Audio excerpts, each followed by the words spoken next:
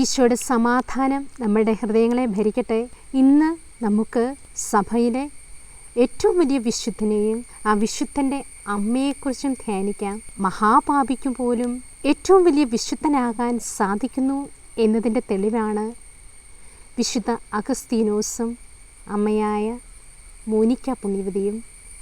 അവരുടെ ജീവിതത്തിലേക്ക് നാം ഒന്ന് എത്തി നോക്കുകയാണെങ്കിൽ പ്രാർത്ഥിക്കുന്ന പലരുടെയും പ്രാർത്ഥനയ്ക്ക് ഉത്തരമില്ല എന്ന് സംശയിക്കുമ്പോൾ വിശുദ്ധ മോനിക്കായുടെ ജീവിത അനുഭവങ്ങളിലൂടെ നമുക്കൊന്ന് കടന്നു പോകാം.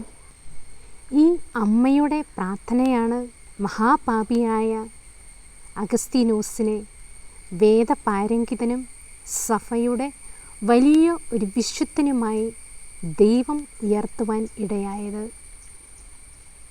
നമ്മുടെ ജീവിതത്തിലേക്ക് നാം ഒന്ന് കടന്നു പോകുമ്പോൾ നമ്മുടെ പല പ്രാർത്ഥനയ്ക്കും ഉത്തരമില്ല, ദൈവം നമ്മുടെ പ്രാർത്ഥന കേൾക്കുന്നില്ല എന്ന് നാം പലപ്പോഴും ചിന്തിക്കുമ്പോൾ ഭഗ്നാശരാകാതെ നിരന്തരം പ്രാർത്ഥിക്കണം എന്ന ആ വചനം ലൂക്കായുടെ സുവിശേഷം 18-ാം അധ്യായം 1-ാം തിരുവചനം മാംസമായവളാണ് വിശുദ്ധ മോനിക്ക.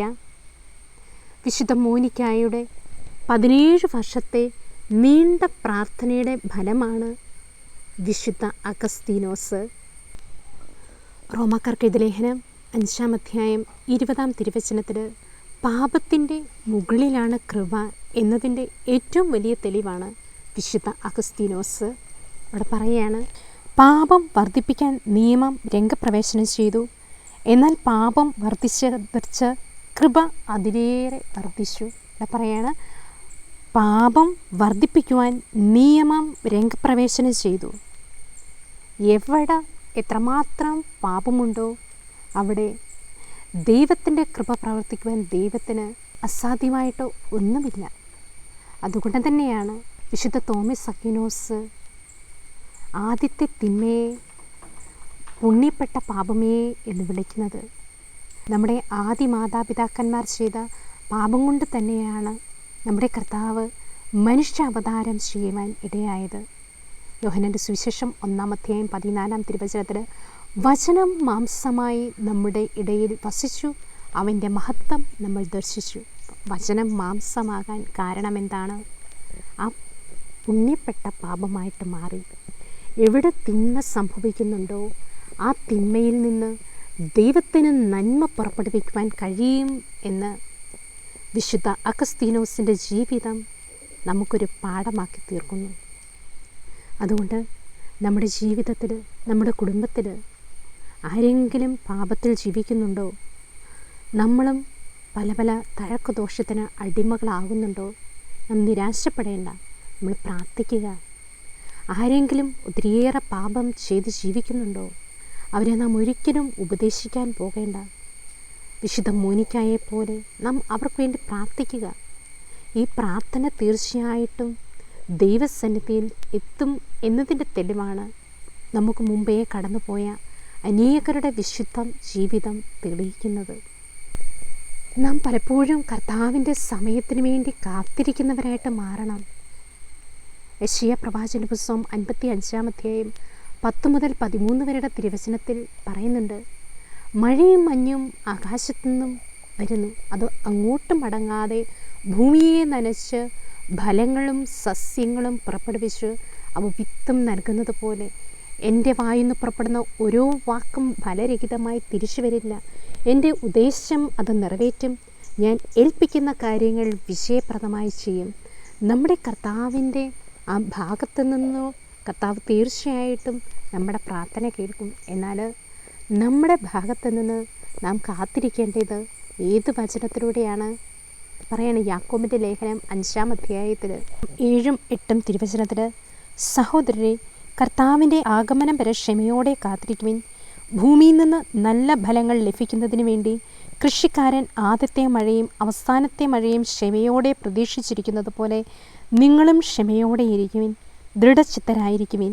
എന്തുകൊണ്ടെന്നാൽ കർത്താവിൻ്റെ ആഗമനം അടുത്തിരിക്കുന്നു. ഇവിടെയെല്ലാം പറയുകയാണ്, ഭൂമിയിൽ ഒരു നല്ല കർഷകൻ വിത്ത് വിതച്ചിട്ട് ആദ്യത്തെ മഴ അവസാനത്തെ മഴയും ക്ഷമയോടെ കാത്തിരിക്കുന്നത് പോലെ അവർ ക്ഷമയോടെ കാത്തിരിക്കും ആ വിത്ത് ഫലം പുറപ്പെടുവിക്കാനായിട്ട്. അപ്പം മനുഷ്യ മക്കളായ നമ്മുടെ ഭാഗത്തു നിന്ന് നമ്മൾ ആ പ്രാർത്ഥനകളെല്ലാം അർപ്പിച്ച ശേഷം ക്ഷമയോടെ കാത്തിരിക്കണം. നമ്മുടെ ഓരോരുത്തരുടെയും ദീർഘക്ഷമയിലാണ് കർത്താവ് പ്രവർത്തിക്കുന്നത്. എന്തിനാണ് ചിലപ്പോൾ നമ്മൾ ഒത്തിരിയേറെ പ്രാർത്ഥിച്ചിട്ടും നമ്മുടെ പ്രാർത്ഥന ദൈവം കേൾക്കുന്നില്ല എന്ന് നമുക്ക് തോന്നുന്നത്? യോഹന്നാൻ്റെ സുവിശേഷം 3-ാം അധ്യായം 30-ാം തിരുവചനത്തിൽ പറയുകയാണ്, അവൻ വളരുകയും ഞാൻ കുറഞ്ഞ് ഇല്ലാതാവുകയും ചെയ്യും. അപ്പം നമ്മൾ ഓരോരുത്തരും കുറഞ്ഞ് ഇല്ലാതായി തീരുമ്പോഴാണ് നമ്മുടെ പ്രാർത്ഥന ദൈവസന്നിധിയിൽ എത്തുന്നത്. അല്ലെങ്കിൽ പലപ്പോഴും നമ്മൾ പറയും, നമ്മുടെ പ്രാർത്ഥന കൊണ്ടാണ് അത് സംഭവിച്ചത്, അവർ മാനസാന്തരപ്പെട്ടത്, കർത്താവിലേക്ക് വന്നതെന്ന്. ഈ ഒരു കാര്യം നമ്മളിൽ നിന്ന് വരാതിരിക്കാൻ വേണ്ടി നമ്മളെ ദൈവം ഒന്നുമില്ലാതായിട്ട് മാറ്റും. അതാണ് യെശയ്യാ പ്രവാചകന്റെ പുസ്തകം 48-ാം അധ്യായം 10-13 വരെയുള്ള തിരുവചനത്തിൽ കർത്താവ് പറയാണ്, ഞാൻ നിന്നെ ശുദ്ധീകരിച്ചു, എന്നാൽ വെള്ളി പോലെയല്ല. കഷ്ടതയുടെ ചൂളയിൽ നിന്നെ ഞാൻ ശോധന ചെയ്തു. എനിക്ക് വേണ്ടി മാത്രമാണ് ഞാനിത് ചെയ്തത്. എൻ്റെ നാമം എങ്ങനെ കളങ്കിതമാകും? എൻ്റെ മഹത്വം ഞാൻ ആർക്കും നൽകുകയില്ല. അപ്പം കർത്താവിൻ്റെ നാമം നമ്മൾ മൂലം കളങ്കിതമാകാതിരിക്കാൻ വേണ്ടി ദൈവം നമ്മളെ ശുദ്ധീകരിച്ച് ഒന്നുമില്ലാതായി തീർക്കും. നമ്മളിലെ ഞാനെന്ന ഭാവം ഇല്ലെന്നാക്കി കഴിയുമ്പോഴാണ് കർത്താവ് പ്രവർത്തിക്കുന്നത്. അതാണ് യോഹന്നാൻ്റെ സുവിശേഷം 12-ാം അധ്യായം 24-ാം തിരുവചനത്തിൽ, ഗോതമ്പ് മണി നിലത്ത് വീണ് അഴിയുന്നില്ലെങ്കിൽ അത് അതേപടിയിരിക്കും, അഴിയുന്നെങ്കിലോ അത് വളരെയേറെ ഫലം പുറപ്പെടുവിക്കും. നമ്മളുടെ ഭാഗത്തു നിന്ന് നമ്മൾ പ്രാർത്ഥിച്ചിട്ടും ദൈവം തരുന്നില്ല എന്നൊരു ചിന്തകളുണ്ടെങ്കിൽ നമ്മൾ ക്ഷമയോടെ കാത്തിരിക്കുക. നമ്മുടേതായ എല്ലാം, നമ്മുടെ ഞാനെന്ന ഭാവവും നമ്മളിലുള്ള എല്ലാ തിന്മയും വിട്ട് ആ ഈശോ നമ്മൾ വളരുമ്പോഴാണ്, ഈശോ നമ്മളിൽ വളർന്ന് നമ്മൾ കുറഞ്ഞ് ഇല്ലാതായി തീരുമ്പോഴാണ് കർത്താവ് പ്രവർത്തിക്കുന്നത്. അപ്പം ആ സമയത്തിന് വേണ്ടി നമ്മൾ കാത്തിരിക്കുക. വിശുദ്ധ മോനിക്കായെ പോലെ ആ പുണ്യവതി 17 വർഷം കാത്തിരുന്ന് പ്രാർത്ഥിച്ചു. അതിൻ്റെ ഫലമാണ് ആ വലിയ വിശുദ്ധനെ ദൈവം നമുക്ക് തന്നത്. ഇങ്ങനെ വരുമ്പോഴാണ് ദൈവത്തിൻ്റെ പരിമളം നമ്മളിൽ നിന്ന് പുറത്തേക്ക് പ്രതിഫലിപ്പിക്കാൻ തുടങ്ങുന്നത്. അതാണ് 2 കൊരിന്തോസ് 2-ാം അധ്യായം 14-ാം തിരുവചനത്തിൽ, ക്രിസ്തുവിൽ ഞങ്ങളെ എല്ലായ്പ്പോഴും വിജയത്തിലെത്തിക്കുകയും അവനെക്കുറിച്ചുള്ള ജ്ഞാനത്തിൻ്റെ സൗരഭ്യം ഞങ്ങൾ വഴി എല്ലായിടത്തും പരത്തുകയും ചെയ്യുന്ന ദൈവത്തിന് സ്തുതി. അപ്പം ദൈവത്തിൻ്റെ ഫ്രാഗ്രൻസ് ഓഫ് ദ ലോർഡ്, ദൈവത്തിൻ്റെ പരിമളങ്ങളായിട്ട് നമ്മൾ മാറണമെങ്കിൽ നമ്മൾ കുറഞ്ഞ് നമ്മളില്ലാതായിത്തീരണം. അതാണ് പ്രഭാഷ്യൻ്റെ പുസ്തകം 39-ാം അധ്യായം 12 മുതൽ 14 വരെയുള്ള തിരുവചനത്തിൽ, വിശ്വസ്തന്മാരായ പുത്രിമാരെ എൻ്റെ വാക്ക് കേട്ട് അരുവിക്കരയിലെ പനിനീർ ചെടി പോലെ മുട്ടിടുവിൻ. കുന്തിരിക്കം പോലെ സൗരഭ്യം പരത്തുകയും ലില്ലി പോലെ പൂവണിയുകയും ചെയ്യുവിൻ. സുഗന്ധം പരത്തുകയും സ്തുതിഗീതം ആലപിക്കുകയും ചെയ്യുവിൻ. കർത്താവിൻ്റെ എല്ലാ പ്രവൃത്തികളും നിമിത്തം അവിടുത്തെ വാഴ്ത്തുവിൻ. അപ്പം നമ്മൾ കർത്താവിന് വേണ്ടി പരിമളം പരത്തുന്നവരായിട്ട് മാറണമെങ്കിൽ നമ്മൾ വിശുദ്ധീകരിക്കപ്പെടണം. വിശുദ്ധ മോനിക്കായെ പോലെ. അല്ലെങ്കിൽ അഗസ്തീനോസ് പാപത്തിലായിരുന്നപ്പോൾ പാപത്തിൻ്റെ ദുർഗന്ധം വമിക്കുകയായിരുന്നു ചെയ്തത്. നമ്മൾ ഓരോരുത്തരും പാപകരമായ ജീവിതത്തിൽ ജീവിക്കുമ്പോൾ നമ്മളിൽ നിന്നും ഈ പാപത്തിൻ്റെ ദുർഗന്ധം പുറത്തു വരും.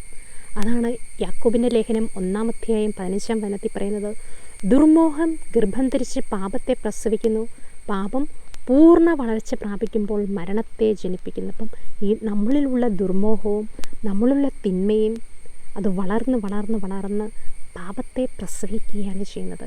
ദൈവം നമ്മളെ ഓരോരുത്തരെയും അതിനു വേണ്ടിയിട്ടല്ല വിളിച്ചിരിക്കുന്നത്, ആ വിശുദ്ധിയുടെ പരിമളം പരത്താൻ വേണ്ടി. അഗസ്തീനോസിൻ്റെ മാനസാന്തരത്തിന് ശേഷം അദ്ദേഹം ദൈവസ്നേഹത്തിൻ്റെ പരിമളം ലോകം മുഴുവൻ പരത്തുകയാണ് ചെയ്തത്. ഡോക്ടർ ഓഫ് ദ ചർച്ചായിട്ട് മാറുകയാണ് ചെയ്തത്. അത്ര വലിയ വേദപാരംഗിതനായിട്ട് കർത്താവ് വിശുദ്ധ അഗസ്തീനോസിനെ ഉയർത്തുകയാണ്. ഈ ജീവിതം നമുക്ക് ഓരോരുത്തർക്കും വലിയ മാതൃകയാണ്. കർത്താവ് തീർച്ചയായിട്ടും നമ്മുടെ ഓരോരുത്തരെയും പ്രാർത്ഥന കേൾക്കും എന്നതിൻ്റെ ഉറപ്പാണ് വിശുദ്ധ മോനിക്കായുടെ ജീവിതം. നമ്മൾ ഈ ഓഗസ്റ്റ് 27-ഉം 28-ഉം അമ്മയുടെയും മകൻ്റെയും തിരുനാൾ ആഘോഷിക്കുകയാണ്. ഈ ദിവസങ്ങളിലെല്ലാം നമുക്ക് അവരോട് പ്രാർത്ഥിക്കാം. നമ്മുടെ പ്രാർത്ഥന ദൈവസന്നിധിയിൽ എത്തുന്നില്ലെങ്കിൽ സ്വർഗത്തിലിരുന്ന് നമുക്ക് വേണ്ടി മധ്യസ്ഥം വഹിക്കണമേ എന്ന്. തോബിത്തിൻ്റെ പുസ്തകം 3-ാം അധ്യായത്തിലൂടെ നാം കടന്നു പോകുമ്പോൾ 16-ാം തിരുവചനത്തിൽ പറയുകയാണ്, ഇരുവരുടെയും പ്രാർത്ഥന ദൈവത്തിൻ്റെ മഹനീയ സന്നിധിയിൽ എത്തി. അപ്പോൾ ഇവിടെ പറയുന്ന തോബിത്ത് അനേകം നന്മ പ്രവൃത്തികൾ ചെയ്തിട്ടും ആ തോബിത്തിൻ്റെ കണ്ണ് അന്ധമായി പോവുകയാണ്. അതുപോലെ ഋഗ്വേലിൻ്റെ പുത്രി സാറ 7 തവണ വിവാഹം ചെയ്തിട്ടും ആ ആദ്യ രാത്രിയിൽ അവളുടെ ഭർത്താവ് ആസ്മോദേവോസ് എന്ന ദുഷ്ടപിശാചിനാൽ കൊല്ലപ്പെടുകയാണ് ചെയ്യുന്നത്. അപ്പം ഈ സാറായും ആത്മഹത്യ ചെയ്യാം എന്നുള്ള ചിന്തയോടെ ദൈവത്തോട് ഒത്തിരിയേറെ പ്രാർത്ഥിച്ചിട്ടും ആ പ്രാർത്ഥനയ്ക്കൊരു ഉത്തരം കിട്ടുന്നില്ല. അപ്പോൾ ഈ തോബിത്തിൻ്റെയും സാറായുടെയും പ്രാർത്ഥന ദൈവസന്നിധിയിൽ എത്തിയപ്പോൾ തോബിത്ത് 3:17 പറയാണ്, അവർ ഇരുവർക്കും ഉപശാന്തി നൽകുവാൻ തോബിത്തിൻ്റെ കണ്ണുകളിലെ വെളുത്ത പടലം നീക്കം ചെയ്യാനും ഋഗ്വേലിൻ്റെ പുത്രി സാറായെ തോബിത്തിൻ്റെ പുത്രൻ തോബിയാസിന് വധുവായി നൽകുവാനും അസ്മോദേവോസ് എന്ന ദുഷ്ടഭൂതത്തെ ബന്ധിക്കുവാനും റഫായേൽ നിയുക്തനായി. അപ്പോൾ ദൈവം ആ സ്വർഗത്തിൽ നിന്നു ഒരു റഫായേൽ മാലാഖായെ അയക്കുകയാണ്. അവരുടെ പ്രാർത്ഥന ദൈവസന്നിധിയിൽ എത്തിയപ്പോൾ ഇതുപോലെ തന്നെ പുറപ്പാട് പുസ്തകം 3-ാം അധ്യായത്തിൽ ആ ഇസ്രായേൽ ജനത്തിൻ്റെ നിലവിളി ദൈവത്തിൻ്റെ കാതുകളിൽ എത്തിയപ്പോൾ അവർ ആ ഈജിപ്തിൽ കിടന്ന അടിമത്തത്തിലൂടെ അനേക പീഡകൾ സഹിച്ചപ്പോൾ അവർ ദൈവമായ കർത്താവിനെ വിളിച്ചപേക്ഷിച്ചു. അവരുടെ നെടുവീർപ്പുകളും നിലവിളികളും ദൈവത്തിൻ്റെ മുമ്പിൽ എത്തിയപ്പോൾ കർത്താവ് പുറപ്പാട് പുസ്തകം 3-ാം അധ്യായം 1 മുതൽ 14 വരെയുള്ള തിരുവചനത്തിൽ മോശയ്ക്ക് തന്നെ വെളിപ്പെടുത്തുകയാണ്. കത്തി ജ്വലിച്ചിട്ടും എരിഞ്ഞ് ചാമ്പലാകാത്ത അഗ്നിയായിട്ട് ദൈവത്തിൻ്റെ തീഷ്ണത എത്തപ്പെടുകയാണ്. കാരണം അവരുടെ പ്രാർത്ഥനയും അവരുടെ നിലവിളിയും ദൈവസന്നിധിയിൽ എത്തിയതിൻ്റെ ഉത്തരമായിരുന്നു കർത്താവിൻ്റെ തീഷ്ണത. ഇതുപോലെ തന്നെയാണ് മോനിക്കായുടെ പ്രാർത്ഥന ദൈവസന്നിധിയിൽ ആ നെടുവീർപ്പുകൾ എത്തിയതിൻ്റെ അടയാളമാണ്. പാപത്തിലും വ്യഭിചാരത്തിലും ദൈവത്തെ ഉപേക്ഷിച്ചുകൊണ്ട് വേറെ അബദ്ധ സിദ്ധാന്തങ്ങളിൽപ്പെട്ട അഗസ്തീനോസിന് ഒരു സ്വരം കേൾക്കാനിടയായത് മോനിക്കായുടെ പ്രാർത്ഥന ദൈവസന്നിധിയിൽ എത്തിയതിൻ്റെ ഉത്തരമായിരുന്നു ആ ദൈവസ്വരം. റോമാക്കാർക്കെതിരെ ലേഖനം 13-ാം അധ്യായം 11 മുതൽ 14 വരെയുള്ള തിരുവചനം വിശുദ്ധ അഗസ്തീനോസിന് എടുത്തു വായിക്കൂ എന്നുള്ള ആ സ്വരത്തിലൂടെ ഉത്തേജനം ലഭിക്കുകയാണ്. ഇവിടെ പറയുകയാണ്, പ്രകാശത്തിൻ്റെ ആയുധങ്ങൾ ഇതെല്ലാം ചെയ്യുന്നത് കാലത്തിൻ്റെ പ്രത്യേകത അറിഞ്ഞുകൊണ്ട് വേണം. നിദ്രവിട്ട് ഉണരേണ്ട മണിക്കൂറാണല്ലോ ഇത്. എന്തെന്നാൽ ഇപ്പോൾ രക്ഷ നമ്മൾ ആരും പ്രതീക്ഷിക്കുന്നതിനേക്കാൾ കൂടുതൽ അടുത്തെത്തിയിരിക്കുന്നു. രാത്രി കഴിയാറായി പകൽ സമീപിച്ചിരിക്കുന്നു. ആകയാൽ നമുക്ക് അന്ധകാരത്തിൻ്റെ പ്രവൃത്തികൾ പരിത്യജിച്ച് പ്രകാശത്തിൻ്റെ ആയുധങ്ങൾ ധരിക്കാം. അന്ധകാരത്തിൻ്റെ പ്രവൃത്തികളിൽ ജീവിച്ചിരുന്ന ആ മകന് ഈ ദൈവിക സ്വരം ശ്രവിക്കുകയും ആ പ്രാർത്ഥന ദൈവസന്നിധിയിൽ എത്തി ദൈവം അയക്കുകയാണ്. അപ്പോഴതാണ് പറയുന്നത്, കർത്താവിൻ്റെ സ്വരം അഗ്നിജാലകൾ പുറപ്പെടുവിക്കുന്ന സ്വരമാണ്. കർത്താവിൻ്റെ സ്വരം കേൾക്കുമ്പോഴേ ഏത് പാപിക്കും മനസ്സാന്തരം ലഭിക്കും. അപ്പം കർത്താവിൻ്റെ സ്വരം ഈ ഭൂമിയിൽ എത്തിക്കേണ്ടത് നമ്മുടെ ഓരോരുത്തരുടെയും കടമയാണ്. അതാണ് സങ്കീർത്തനങ്ങളുടെ പുസ്തകം 85-ാം അധ്യായം 10-12 വരെയുള്ള തിരുവചനത്തിൽ ഭൂമിയിലുള്ള നമ്മുടെ വിശ്വസ്തതയാണ് സ്വർഗം തുറക്കാനും വചനം മാംസമാകുവാനും ദൈവത്തിൻ്റെ സ്വരം ഭൂമിയിലേക്ക് എത്തപ്പെടാനും ഇടയാകുന്നത്. പരിശുദ്ധ കന്യാമറിയത്തിൻ്റെ ഭൂമിയിലെ ഒരൊറ്റ വിശ്വസ്തതയാണ് വചനം മാംസമാകാൻ ഇടയായത്. ലൂക്കായുടെ സുവിശേഷം 1-ാം അധ്യായം 26 മുതൽ 55 വരെയുള്ള തിരുവചനത്തിൽ സ്വർഗം മുഴുവൻ കാത്തിരുന്നു ആ സമയത്തിന് വേണ്ടി, പരിശുദ്ധ മറിയത്തിൻ്റെ ആൻസറിന് വേണ്ടി. മറിയം പറഞ്ഞു, ഇതാ കർത്താവിൻ്റെ ദാസി, നിൻ്റെ വാക്ക് എന്നെ നിറവേറട്ടെ എന്ന്. അപ്പം നമ്മുടെ ഓരോരുത്തരുടെയും ജീവിതം നമ്മൾ ഭൂമിയിൽ വിശ്വസ്തരാണെങ്കിൽ ബാറൂക്ക് പ്രവാചകൻ്റെ പുസ്തകം 3-ാം അധ്യായം 24 മുതൽ 33 വരെയുള്ള തിരുവചനത്തിൽ ആരാണ് സ്വർഗത്തിൽ കയറി അവളെ പിടിച്ച് മേഘത്തു നിന്ന് താഴെ കൊണ്ടുവരുന്നത്? അപ്പം നമുക്ക് നമ്മുടെ പ്രാർത്ഥനകൾക്ക് തീർച്ചയായിട്ടും സ്വർഗത്തിൽ കയറി ദൈവത്തിൻ്റെ സ്വരവുമായിട്ട് ഭൂമിയിലേക്ക് വന്ന് ഈ ഭൂമിയെ മുഴുവനും പ്രത്യേകിച്ച് പാപികളെ മാനസാന്തരപ്പെടുത്തുവാൻ ഈ പ്രാർത്ഥനയ്ക്ക് സാധിക്കും എന്നതിൻ്റെ ഏറ്റവും വലിയ തെളിവാണ് വിശുദ്ധ അഗസ്തീനോസിൻ്റെ മാനസാന്തരം ഇവിടെ പറയുകയാണ്. പകലിന് യോജിച്ച വിധം നമുക്ക് പെരുമാറാം. സുഖലോലുപതയിലോ മദ്യലഹരിയിലോ അവിഹിത വീഴ്ചയിലോ വിഷയാസക്തിയിലോ കലഹങ്ങളിലോ അസൂയയിലോ വ്യാപരിക്കരുത്. പ്രത്യുത കർത്താവായ യേശുക്രിസ്തുവിനെ ധരിക്കുവിൻ. ദുർമോഹത്തിലേക്ക് നയിക്കത്തക്ക വിധം ശരീരത്തെപ്പറ്റി ചിന്തിക്കാതിരിക്കുവിൻ. വിശുദ്ധ അഗസ്തീനോസ് ഏത് വഴിയിലൂടെ നടന്നോ അതെല്ലാം ഈ വചനത്തിലൂടെ അദ്ദേഹത്തിന് വെളിപ്പെടുത്തുകയാണ്. കാരണം ഈ വിശുദ്ധ ഗ്രന്ഥത്തിൽ എല്ലാറ്റിൻ്റെയും ഉത്തരമുണ്ട്. ഏത് മനുഷ്യൻ്റെയും ജീവിതം എടുക്കുകയാണെങ്കിൽ അതിനെല്ലാം ആൻസർ ഈ ദൈവവചനത്തിൽ, ഈ വിശുദ്ധ ഗ്രന്ഥത്തിലുണ്ട്. അതാണ് യെശയ്യാ പ്രവാചകൻ്റെ പുസ്തകം 34-ാം അധ്യായം 16-ാം തിരുവചനത്തിൽ പറയുന്നത്, കർത്താവിൻ്റെ ഗ്രന്ഥത്തിൽ കണ്ടുപിടിച്ചു വായിക്കുക, അവയിലൊന്നും കാണാതിരിക്കുകയില്ല, അവയ്ക്കൊന്നിനും ഇണയില്ലാതിരിക്കുകയില്ല. എന്തെന്നാൽ കർത്താവിൻ്റെ അധരങ്ങൾ കൽപ്പിക്കുകയും അവിടുത്തെ ആത്മാവ് അവയെ ഒരുമിച്ച് കൂട്ടുകയും ചെയ്യുന്നു. അപ്പം പരിശുദ്ധാത്മാവിനാൽ ഇണ ചേർക്കപ്പെട്ട ദൈവവചനങ്ങൾ മുഴുവൻ ഈ വിശുദ്ധ ലിഖിതത്തിലുണ്ട്. അപ്പം നമ്മുടെ ഓരോരുത്തരുടെയും ആത്മാവ് ദൈവത്താൽ സൃഷ്ടിക്കപ്പെട്ടതുകൊണ്ട് ആ ആത്മാവിന് ആവശ്യമുള്ള എല്ലാ ഉത്തരങ്ങളും ലോകസൃഷ്ടി മുതൽ ലോകാവസാനം വരെ ഈ വിശുദ്ധ ഗ്രന്ഥത്തിൽ ഉണ്ട്. ഇത് കണ്ടുപിടിച്ച് ഈ വചനത്തിലേക്ക് വരിക എന്നുള്ളത് നമ്മുടെ ഓരോരുത്തരുടെയും പ്രാർത്ഥനയാണ്. അതുകൊണ്ട് ഈ ഭൂമിയിൽ ആരെല്ലാം വിശുദ്ധരായിട്ട് ജീവിക്കുന്നുവോ ആ വിശുദ്ധർ ഇരുന്ന് പ്രാർത്ഥിക്കുക, സ്വർഗം കനിഞ്ഞ് അനുഗ്രഹങ്ങൾ ചൊരിയാൻ വേണ്ടി. ആ വിശുദ്ധരുടെ പ്രാർത്ഥനകളുടെ ഫലമാണ് അനേക പാപികളുടെ മാനസാന്തരം. ഈ അഗസ്തീനോസിൻ്റെ മാനസാന്തരത്തിന് ശേഷം അഗസ്തീനോസിൻ്റെ പ്രബോധനങ്ങളാണ് സഭയുടെ തിയോളജിയുടെ അടിത്തറ. അനേക ആത്മീയ രഹസ്യങ്ങൾ അദ്ദേഹത്തിന് കർത്താവ് വെളിപ്പെടുത്തി. അപ്പോൾ നമുക്കറിയാം, നമ്മുടെ പുതിയ പോപ്പ് ലിയോ 14 മാർപ്പാപ്പ അഗസ്തീനിയൻ സഭയിൽ നിന്ന് ഉള്ള മാർപ്പാപ്പയാണ്. അപ്പോൾ ആ വത്തിക്കാൻ നമ്മളൊന്ന് ശ്രദ്ധിച്ചാൽ പത്രോസിൻ്റെ ആ ചെയറിൻ്റെ അടിയിലാണ് സഭയിലെ ഏറ്റവും വലിയ 4 വേദപാരംഗതന്മാരുടെ പിക്ചറുകളാണ് അവിടെ വെച്ചേക്കുന്നത്. അതിൽ ഒന്നാമത്തെ വിശുദ്ധ അഗസ്തീനോസാണ്. വിശുദ്ധ അഗസ്തീനോസ് കർത്താവിനെ കണ്ടെത്തി കഴിഞ്ഞപ്പോൾ പറയണം, കർത്താവേ, അങ്ങനെ അങ്ങേക്ക് വേണ്ടി സൃഷ്ടിച്ചു, അങ്ങയിലെത്തുന്നത് വരെ എൻ്റെ ആത്മാവ് അസ്വസ്ഥമായിരിക്കും. അപ്പം എല്ലാ വഴിയിലൂടെയും കടന്നു പോയ ശേഷം കർത്താവിനെ കണ്ടെത്തി കഴിഞ്ഞപ്പോൾ വിശുദ്ധ അഗസ്തീനോസ് പറയാണ്, ദൈവമായ കർത്താവ് ഒരു സത്യമോ നീതിയോ അല്ല, പ്രത്യേകിച്ച് അവിടുന്ന് ഒരു ബ്യൂട്ടി ഓഫ് ലവ്, ദൈവസ്നേഹത്തിൻ്റെ സൗന്ദര്യമാണ് നമ്മുടെ കർത്താവ്. ഈ സൗന്ദര്യത്തെ സ്നേഹിക്കുവാനും ഈ സൗന്ദര്യത്തെ ആസ്വദിക്കാനും അഗസ്തീനോസിന് കഴിഞ്ഞു. ഒരിക്കൽ വിശുദ്ധ അഗസ്തീനോസ് കടൽക്കരയിൽ നിന്ന് പരിശുദ്ധ ത്രിത്വത്തെക്കുറിച്ച് ധ്യാനിച്ചുകൊണ്ടിരിക്കുകയായിരുന്നു. അപ്പോൾ ഒരു കുട്ടി കടലിലെ വെള്ളം ഒരു കക്കായെടുത്ത് വറ്റിക്കുന്നത് കണ്ടു കഴിഞ്ഞപ്പോൾ വിശുദ്ധ അഗസ്തീനോസ് ചോദിക്കാനിടയായി, എന്താ മണ്ടത്തരമാണ് കുട്ടി നീ ഇത് കാണിക്കുന്നതെന്ന്. അപ്പോൾ ആ കുട്ടി പറയുകയാണ്, നീ എന്തിനെക്കുറിച്ച് ധ്യാനിക്കുന്നു അതും വലിയ മണ്ടത്തരമാണെന്ന്. കാരണം ഗ്രഹിക്കാൻ പറ്റാത്ത ആ ദൈവീക രഹസ്യമാണ് പരിശുദ്ധ ത്രിത്വം എന്ന് പറയുന്നത്. ആ പരിശുദ്ധ ത്രിത്വത്തെക്കുറിച്ചായിരുന്നു മാനസാന്തരത്തിന് ശേഷം ഈ വിശുദ്ധ അഗസ്തീനോസിൻ്റെ ധ്യാനം. അപ്പം അഗസ്തീനോസിലൂടെ കർത്താവ് അനേക രഹസ്യങ്ങൾ തിരുസഭയ്ക്ക് വെളിപ്പെടുത്തുകയാണ്. തിരുസഭയുടെ ചരിത്രത്തിലെ ഒരു നെടും തൂണാണ് വിശുദ്ധ അഗസ്തീനോസ്. വിശുദ്ധ അഗസ്തീനോസിൻ്റെ മുദ്രാവാക്യമാണ് 1 കൊരിന്തോസ് 1-ാം അധ്യായം 10-ാം തിരുവചനം. നമ്മുടെ ഹൃദയവും മനസ്സും എല്ലാം ഈശോയുമായിട്ട് ഒന്നായിരിക്കണം.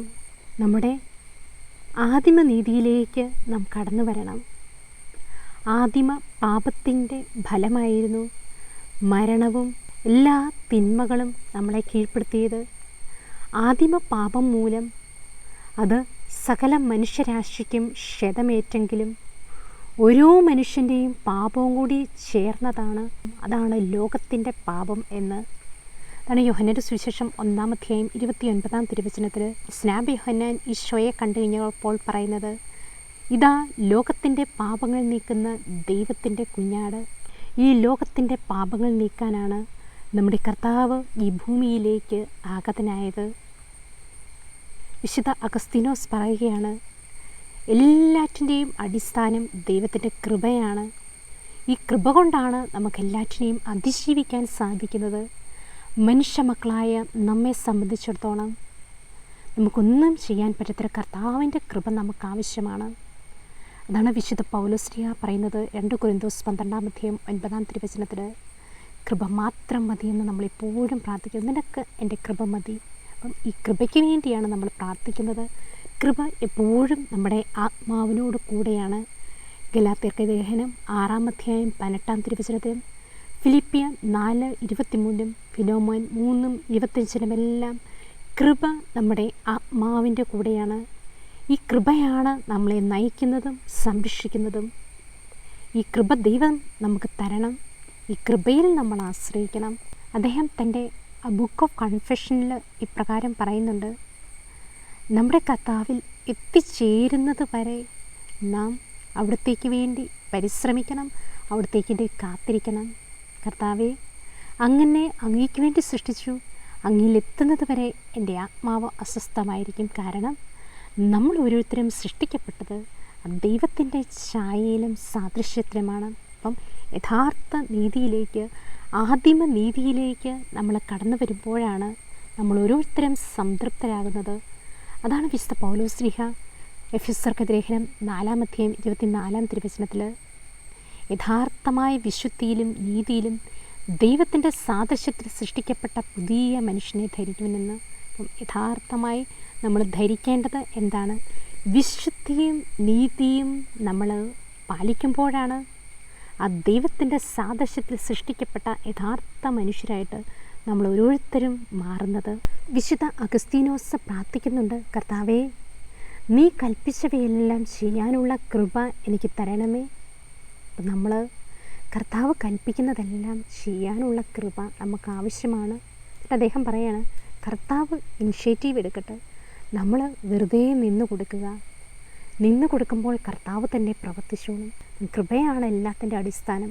അതാണ് റോമ 9:16 മനുഷ്യൻ്റെ ആഗ്രഹമോ പ്രയത്നമോ അല്ല, ദൈവത്തിൻ്റെ കൃപയാണ്, ദൈവത്തിൻ്റെ കരുണയാണ് എല്ലാറ്റിൻ്റെയും അടിസ്ഥാനം. ഈ കൃപ നമ്മളെ ഓരോരുത്തരെയും നയിക്കട്ടെ, കൃപ നമ്മളെ നിയന്ത്രിക്കട്ടെ. ഈ കൃപയാണ് എല്ലാറ്റിൻ്റെയും മുകളിൽ. ഈ കൃപ വന്നാൽ നമുക്ക് പാപം ചെയ്യാൻ സാധിക്കത്തില്ല. അതാണ് റോമ 6:12-14 കൃപയിലായാൽ കൃപ നമ്മളെ നയിച്ചുകൊള്ളും. പാപം ചെയ്യാൻ സാധിക്കുകയില്ല. കാരണം ദൈവത്തിൻ്റെ ചൈതന്യം, ഈ കൃപ നമ്മളിൽ ഉണ്ടാകും. അതാണ് 1 യോഹന്നാൻ 3:9 പറയുന്നത്: ദൈവത്തിൽ നിന്ന് ജനിച്ച ഒരുവനും പാപം ചെയ്യാൻ കഴിയുകയില്ല, കാരണം ദൈവ ചൈതന്യം അവനിൽ വസിക്കുന്നു. അവൻ ദൈവത്തിൽ നിന്ന് ജനിച്ചവനായതുകൊണ്ട് അവന് പാപം ചെയ്യാൻ സാധിക്കില്ല. അപ്പം ദൈവത്തിൻ്റെ ചൈതന്യം, ആ ദൈവത്തിൻ്റെ കൃപ നമ്മളിലുണ്ടെങ്കിൽ, നോഹയുടെ പെട്ടകം ആ വെള്ളത്തിൻ്റെ മുകളിലൂടെ ചരിച്ചതുപോലെ ഈ കൃപ നമ്മളെ എല്ലാത്തിൻ്റെയും മുകളിൽ സംരക്ഷിക്കും. എല്ലാ സഹനങ്ങളുടെ, പീഡനങ്ങളുടെ, വേദനകളുടെ എല്ലാം മധ്യത്തിൽ അതിനെല്ലാം മുകളിലായിരിക്കും ഈ കൃപ നമ്മളിലുണ്ടെങ്കിൽ. വിശുദ്ധ അഗസ്തീനോസ് തൻ്റെ ബുക്ക് ഓഫ് കൺഫെഷനിൽ ഇപ്രകാരം പറയുകയാണ്: കർത്താവെ, നീ എൻ്റെ അകത്തായിരുന്നു, പക്ഷേ ഞാൻ പുറത്തായിരുന്നു. നീ എനിക്ക് ഒപ്പമുണ്ടായിരുന്നു, പക്ഷേ ഞാൻ നിന്നോട് കൂടെയില്ലായിരുന്നു. ഇതാണ് നമ്മുടെ ഓരോരുത്തരുടെയും ജീവിതത്തിലും. കർത്താവ് എപ്പോഴും നമ്മുടെ ഉള്ളിലുണ്ട്. നമ്മൾ ഈ കർത്താവിനെ അന്വേഷിച്ച് പല സ്ഥലത്തേക്ക് ഓടുകയാണ് ചെയ്യുന്നത്. അതാണ് നിയമാവർത്തനം 30:11 മുതലുള്ള തിരുവചനങ്ങൾ: ഇന്ന് ഞാൻ നിനക്ക് നൽകുന്ന ഈ കൽപ്പന നിൻ്റെ ശക്തിക്ക് അതീതമോ അപ്രാപ്യമാമിതം വിദൂരമോ അല്ല. നാം അത് കേൾക്കാനും അതനുസരിച്ച് പ്രവർത്തിക്കാനുമായി നമുക്ക് വേണ്ടി ആര് സ്വർഗത്തിൽ കയറി ചെന്ന് അത് കൊണ്ടുവന്നു തരും എന്ന് പറയാൻ അത് സ്വർഗത്തിലല്ല. ഇത് കേട്ട് പ്രവർത്തിക്കുവാൻ ആര് കടലിനരികെ പോയി അത് നമുക്ക് കൊണ്ടുവന്ന് തരും എന്ന് പറയുവാൻ അത് കടലിനക്കരെയുമല്ല. വചനം നിനക്ക് സമീപസ്ഥമാണ്, അത് നിൻ്റെ അധരത്തിലും ഹൃദയത്തിലുമുണ്ട്, അത് പ്രാവർത്തികമാക്കാൻ നിനക്ക് കഴിയും. അപ്പോഴും നമ്മൾ കർത്താവ് നമ്മുടെ ഉള്ളിൽ തന്നെയുണ്ട്. ഈ കർത്താവിനെ അന്വേഷിച്ച് നമ്മൾ ഓരോ സ്ഥലത്തേക്കും ഓടേണ്ട. നമ്മൾ യെശയ്യാ പ്രവാചകൻ 30:15-18 പറയുന്ന പോലെ, തിരിച്ചു വന്ന് സ്വസ്ഥമായിരുന്നാൽ നിന്നെ ഞാൻ പുനഃസ്ഥാപിക്കും. അപ്പം നമ്മൾ ആദിമ പാപത്തിൽ നിന്ന്, ലോകത്തിൻ്റെ പാപത്തിൽ നിന്ന്, നമ്മുടെ പാപത്തിൽ നിന്ന് നാം തിരിച്ച് ആദിമ നീതിയിലേക്ക് നമ്മൾ ഒരു പ്രയാണമാണ്. അവിടെ എത്തുമ്പോഴാണ് നമ്മുടെ ഉള്ളിലുള്ള ബ്യൂട്ടി ഓഫ് ലവ് എന്നാണ് സെൻ്റ് അഗസ്റ്റിൻ പറയുന്നത്. സ്നേഹത്തിൻ്റെ സൗന്ദര്യമാണ് ദൈവം. അഗസ്തീനോസ് പറയുന്നുണ്ട്, ഓ സ്നേഹത്തിൻ്റെ സൗന്ദര്യമേ, നിന്നെ കാണാൻ, നിന്നിൽ എത്തിച്ചേരാൻ ഞാൻ എത്രയോ വൈകിപ്പോയെന്ന്. അപ്പം ഈ ഷോയിൽ നമുക്ക് എത്തിച്ചേരാൻ പരിശ്രമിക്കാം. എൻ്റെ ഏറ്റവും തുടക്കം പാപത്തോട് നമ്മൾ വിട പറയുക എന്നുള്ളതാണ്. റോമാക്കാർക്ക് ലേഖനം 6-ാം അധ്യായം 20 മുതൽ 23 വരെയുള്ള തിരുവചനത്തിൽ, നിങ്ങൾ പാപത്തിന് അടിമകളായിരുന്നപ്പോൾ നീതിയുടെ നിയന്ത്രണത്തിൽ അല്ലായിരുന്നു. സെൻ്റ് അഗസ്റ്റിനെ കുറിച്ചൊക്കെ പറയുമ്പോൾ നമുക്ക് ഈ വചനം ധ്യാനിക്കാം. ആ പാപത്തിൻ്റെ അടിമയിലായിരുന്നപ്പോൾ ഒരിക്കലും നീതി എന്താണെന്ന് അറിയില്ലായിരുന്നു. ഇന്ന് നിങ്ങൾക്ക് ലജ്ജാവഹമായി തോന്നുന്ന അക്കാര്യങ്ങളിൽ നിന്ന് അന്ന് നിങ്ങൾക്ക് എന്ത് ഫലം കിട്ടി? അവയുടെ അവസാനം മരണമാണ്. എന്നാൽ ഇപ്പോൾ നിങ്ങൾ പാപത്തിന് മോചിതരായി ദൈവത്തിന് അടിമകളാകിയിരിക്കുന്നതിനാൽ നിങ്ങൾക്ക് ലഭിക്കുന്നത് വിശുദ്ധീകരണവും അതിൻ്റെ അവസാനം നിത്യജീവനുമാണ്. ഈ പാപത്തിൽ നിന്നുള്ള ഒരു പ്രയാണം ആദിമനീതിയിലേക്കുള്ളൊരു ഓട്ടമാണ് കൃപ എന്ന് പറയുന്നത്. ഈ ഓട്ടത്തിൽ പല ശക്തികളും നമ്മളെ പിന്തിരിപ്പിക്കാൻ നോക്കും. അതാണ് 1 കൊരിന്തോസ് 9-ാം അധ്യായം 24-ാം തിരുവചനത്തിൽ പറയുന്നത്, മത്സരക്കളത്തിൽ എല്ലാ ഓട്ടക്കാരും ഓടുന്നെങ്കിലും സമ്മാനാർഹനാകുന്നത് ഒരുവൻ മാത്രമാണ്. ആകയാൽ ആ സമ്മാനം ലഭിക്കാൻ വേണ്ടി നമുക്ക് ഓടാം. അപ്പം ആ യഥാർത്ഥ ബ്യൂട്ടി ഓഫ് ലവിലേക്ക് നമ്മൾ ഓടുമ്പോൾ കർത്താവിനെ നമുക്ക് പിൻചൊല്ലാം. അതിനുള്ള കൃപ നമുക്ക് ഓരോരുത്തർക്കും തരണമേ എന്ന് പ്രാർത്ഥിക്കാം. വിശുദ്ധ മോനിക്കായെ പോലെ കർത്താവിന് വേണ്ടി നമുക്ക് കാത്തിരിക്കാം. നമ്മുടെ പ്രാർത്ഥന കർത്താവിനെ അസ്വസ്ഥപ്പെടുത്തട്ടെ, അവിടുത്തെ മനസ്സ് മാറ്റട്ടെ നമ്മുടെ പ്രാർത്ഥനകൾ. അങ്ങനെ നമുക്ക് ശക്തിയായിട്ട് കർത്താവിന് വേണ്ടി വെയിറ്റ് ചെയ്യാം, കർത്താവിനെ ആശ്രയിക്കാം. മത്തായിയുടെ സുവിശേഷം 15-ാം അധ്യായം 21 മുതൽ 27 വരെയുള്ള തിരുവചനത്തിൽ ആ കാനാൻകാരി സ്ത്രീ കർത്താവിനെ ലജ്ജിപ്പിക്കുകയാണ്. കർത്താവിൻ്റെ അടുത്ത് അവളെത്തിയപ്പോൾ കർത്താവ് അവളോട് പറയുകയാണ്, മക്കളുടെ അപ്പം എടുത്ത് നായ്ക്കൾക്ക് കൊടുക്കില്ല എന്ന് പറഞ്ഞപ്പോൾ കാനാൻകാരിയുടെ വിശ്വാസം അവൾ പറയുകയാണ്, കർത്താവേ, നായ്ക്കളും യജമാന്മാരുടെ മേശയിൽ നിന്ന് വീഴുന്നത് ഭക്ഷിക്കുന്നുണ്ടല്ലോ എന്ന്. അവളുടെ വിശ്വാസം കർത്താവിനെ ലജ്ജിപ്പിച്ചു. കർത്താവ് അവളോട് പറയാണ്, സ്ത്രീയെ, നിൻ്റെ വിശ്വാസം നിന്നെ രക്ഷിച്ചിരിക്കുന്നു, നീ ആഗ്രഹിക്കുന്നത് പോലെ ഭവിക്കട്ടെ എന്ന്. നമ്മുടെ വിശ്വാസമാണ്, നമ്മുടെ കാത്തിരിപ്പാണ് കർത്താവിനെ സ്വർഗത്തിൽ നിന്ന് ഈ ഭൂമിയിലേക്ക് നമുക്ക് ഇറക്കാൻ സാധിക്കുന്നത്. അതുകൊണ്ട് നമ്മുടെ ഉള്ളിലുള്ള ഈശോയെ തിരഞ്ഞു പിടിക്കുവാൻ, തിരഞ്ഞ് മനസ്സിലാക്കുവാൻ, പാപത്തിൽ നിന്ന് വിട്ടുപോർന്നു കഴിയുമ്പോഴാണ് ഉള്ളിലുള്ള കർത്താവിനെ മനസ്സിലാക്കാൻ സാധിക്കുന്നത്. കർത്താവ് നമ്മളെ ഓരോരുത്തരെയും അനുഗ്രഹിക്കട്ടെ എന്ന് പ്രാർത്ഥിച്ചുകൊണ്ട് ഈശോമിശിഹായുടെ വാഗ്ദാനങ്ങൾക്ക് ഞങ്ങൾ യോഗ്യരാകുവാൻ സർവേശ്വരൻ്റെ പരിശുദ്ധ മാതാവേ ഞങ്ങൾക്ക് വേണ്ടി അപേക്ഷിക്കണമേ. ആമേൻ.